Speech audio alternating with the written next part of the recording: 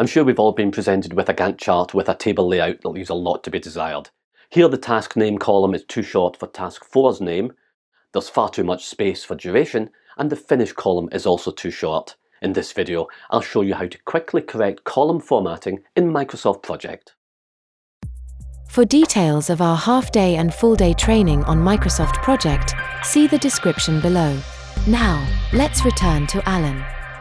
So here we are in our Microsoft Project plan, and we can see some of the formatting isn't quite right.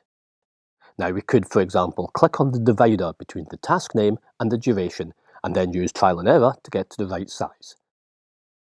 But there is a quicker way. Let's go back. Find the divider point between task name and duration, and simply double click.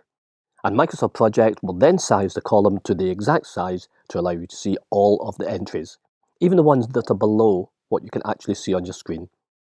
Let's try that now for duration, which is too big. We double click on the divider and the size this time is reduced. And the same goes for finish, where this time the size is increased. Well, I hope you found that useful, and if you did and you'd like more hints and tips on using Microsoft Project, then please follow my link tree to find out where I post on Twitter, LinkedIn and YouTube. If you'd like to know more about the formal training that I can provide on the use of Microsoft Project, then my contact details are here too. Thank you for watching, and I'll see you again soon. Bye bye now.